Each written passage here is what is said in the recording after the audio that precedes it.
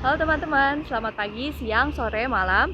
Perkenalkan, saya Humaira Fitria Rahman dari Ilmu Kelautan B 2019, kelas Meteorologi Laut bersama teman saya, Azlisha Dinda Zahra, akan memaparkan tentang gimana sih menariknya seseorang mengemas awan dan langit dalam visualisasinya dalam suatu animasi.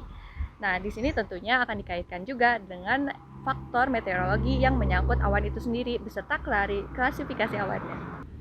Berbicara soal visualisasi suatu fenomena atau pemandangan alam dalam suatu animasi.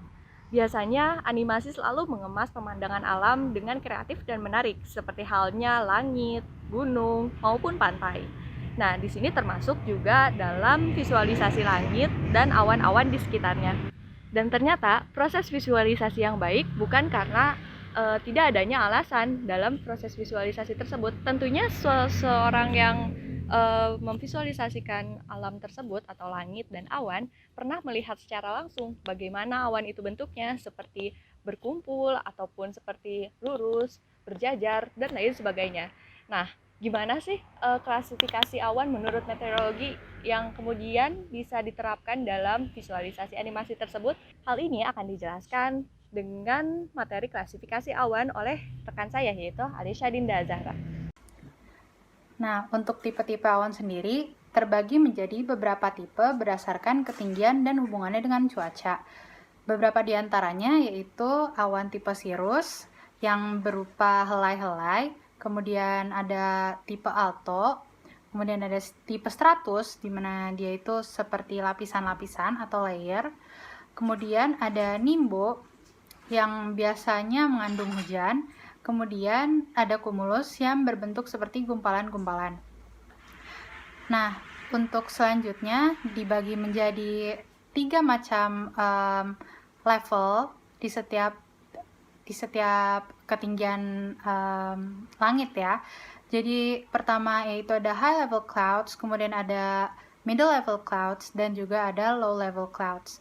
Nah, untuk high level clouds, dia ini biasanya berada pada ketinggian di atas 6 km atau 6.000 meter, dan di sana awannya itu bersuhu sangat rendah, dan dia ini biasanya terkomposisi oleh kristal es seperti itu. Nah, beberapa macam tipe awan yang ada di high level clouds ini ada awan cirrus, ada awan cirrostratus, dan juga ada awan cirrocumulus. Nah, ketiga awan ini itu tidak memiliki presipitasi, tetapi mereka terkomposisi oleh kristal es. Nah, untuk cirrus, dia ini berupa serat-serat gumpalan awan putih, kemudian dia itu muncul jelas di langit yang biru. Kemudian untuk cirrostratus, dia ini awan yang non-konvektif, dan dia biasanya tipis banget, halus banget gitu kelihatannya, mengcover langit kayak gitu.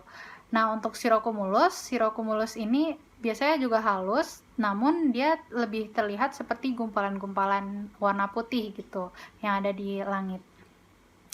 Selanjutnya, untuk middle level clouds, di mana dia ini berada di ketinggian sekitar 2,5 sampai 6 km. Nah, di middle level clouds ini, awan-awan yang ada itu rada lebih rendah ya daripada ketinggian yang di high level clouds. Namun dia ini juga masih banyak terdapat kristal es, kemudian juga water droplets, dan suhunya juga masih lumayan dingin.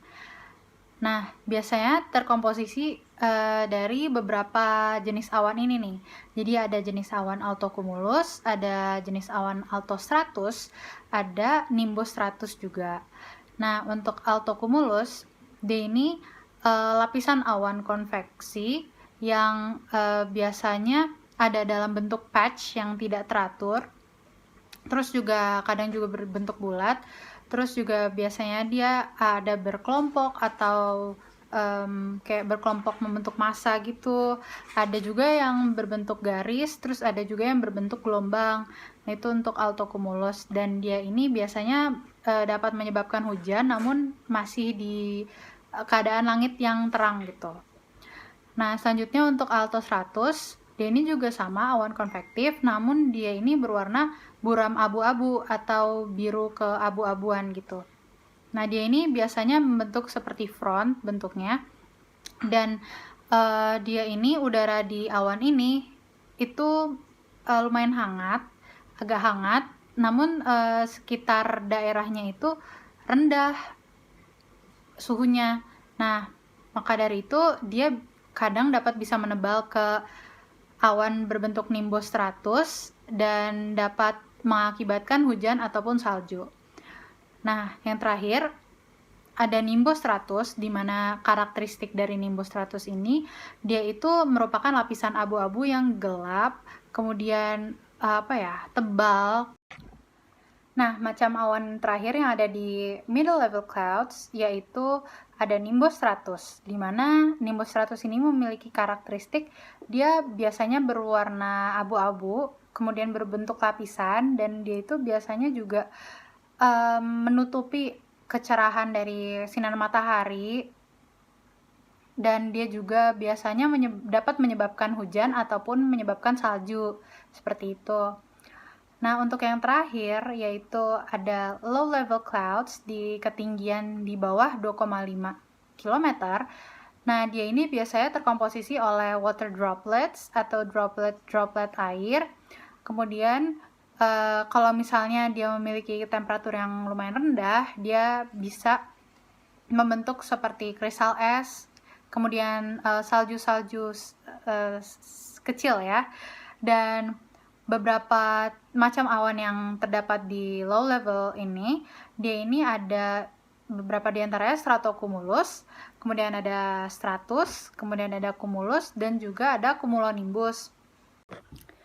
Nah, pertama untuk stratocumulus, dia ini memiliki karakteristik yaitu dia merupakan lapisan awan yang berbentuk patch. Nah, bentuk patch ini juga teratur, dan dia ini masanya bulat seperti altocumulus kelihatannya, tapi dia ini memiliki elemen yang lebih besar, terus juga bayangannya lebih abu-abu dan lebih dalam gitu, dan biasanya menyebabkan curah hujan yang drizzle atau gerimis-gerimis. Nah, selanjutnya ada awan tipe stratus, di mana tipe stratus ini dia ini merupakan lapisan yang seperti kabut kelihatannya, dan dia ini juga menghasilkan curah hujan yang drizzle atau gerimis-gerimis. Nah, selanjutnya untuk cumulus, dia ini awan yang kelihatan banget berbentuk gumpalan-gumpalan, dan dia ini biasanya ada puncak-puncaknya gitu terlihat. Nah, yang terakhir untuk yang ada di low level clouds itu adalah awan cumulonimbus, di mana awan cumulonimbus ini dia menjulang dan dia tipe awan yang berat banget. Nah, menjulangnya ini tuh dia bisa dari low level cloud sampai middle sampai high level. Sampai high level dia bisa menjulang setinggi itu untuk cumulonimbus, dan dia ini kan awannya tebal banget, dimana hal itu menunjukkan awan cumulonimbus ini memiliki banyak air ya, membawa banyak air, dan dia itu bisa mengakibatkan hujan besar yang bisa disertai dengan badai dan juga guntur, seperti itu. Sekian untuk penjelasan dari macam-macam atau tipe awan berdasarkan ketinggian dan hubungannya dengan cuaca. Berikut ini saya berikan beberapa kategori contoh awan berdasarkan ketinggiannya, di antaranya yaitu high level clouds, middle level clouds, dan low level clouds. Yang pertama yaitu awan cirrus yang diberikan contoh terletak di Bandung pada tanggal 10 Maret dengan suhu udara 26 derajat Celcius. Nah, di sini terlihat bahwa karakteristiknya dia berupa gumpalan namun berserat seperti kristal es yang halus. Dan selanjutnya yaitu ada tipe awan cirrostratus, dan gambarnya diambil di Jakarta Selatan pada jam 2 siang di tanggal yang sama yaitu tanggal 10 Maret dengan suhu udara 28 derajat Celcius. Nah, di sini karakteristiknya terlihat bahwa dia terlihat putih menyebar dan menimbulkan serat-serat halus namun terlihat lebih menyebar. Nah, yang selanjutnya yaitu ada tipe awan cirrocumulus yang berlokasikan di Universitas Padjadjaran pada tanggal 10 Maret dengan suhu udara 26 derajat Celcius. Di sini terlihat bahwa karakteristiknya menampilkan gambar awan seperti gumpalan-gumpalan kecil dan tipis dengan ketinggian yang lebih tinggi. Kemudian kita berlanjut ke tipe awan selanjutnya yaitu middle level clouds atau awan tingkat menengah. Di sini terdapat 3 tipe yaitu altocumulus, altostratus, dan nimbostratus. Tipe awan yang pertama yaitu altocumulus. Gambarnya diambil di Jakarta Selatan pada tanggal 10 Maret dengan suhu udara 29 derajat Celcius. Karakteristiknya terlihat bahwa awan ini terlihat seperti gumpalan-gumpalan yang berjajar dan biasanya terdiri dari bentuk patch tidak teratur. Kemudian selanjutnya yaitu tipe awan altostratus diambil dari lokasi Kabupaten Majalengka pada tanggal 10 Maret dengan suhu udara 27 derajat Celcius.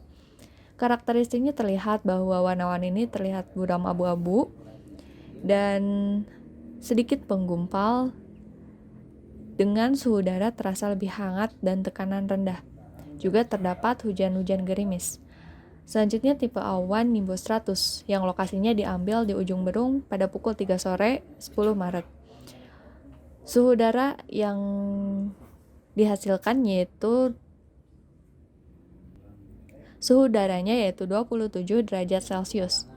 Karakteristiknya yaitu terlihat bahwa lapisan awannya ini abu-abu gelap, bersifat non-konvektif dan blur, dan terlihat cahaya matahari yang masuk pun sedikit lebih buram.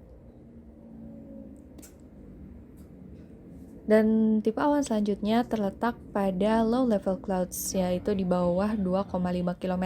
Di sini terdapat 4 tipe awan, yaitu awan stratocumulus, stratus, cumulus, dan cumulonimbus. Tipe awan yang pertama yaitu stratocumulus, diambil dari lokasi Banten dengan suhu udara 30 derajat Celcius. Karakteristik ini terlihat bahwa awan ini menggumpal dan berwarna abu-abu di ujungnya, sehingga mungkin terjadi presipitasi rendah pada awan ini. Dan terdapat bayangan dengan curah hujan yang rendah juga. Tipe awan selanjutnya yaitu tipe awan stratus dengan lokasi Bekasi Barat dan suhu udara 29 derajat Celcius pada tanggal 10 Maret. Karakteristiknya yaitu terlihat bahwa awan ini terlihat seragam, non-konvektif, dan menyerupai kabut, namun terdapat sedikit curah hujan gerimis pada awan ini.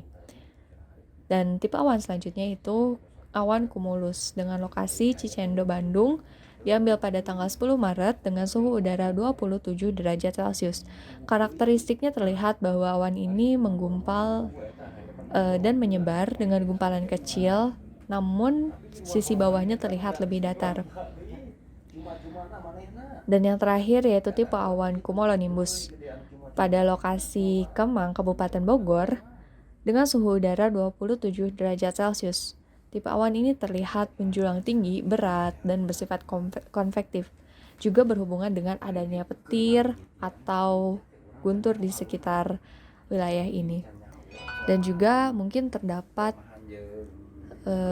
hujan yang cukup deras atau berat pada lokasi ini.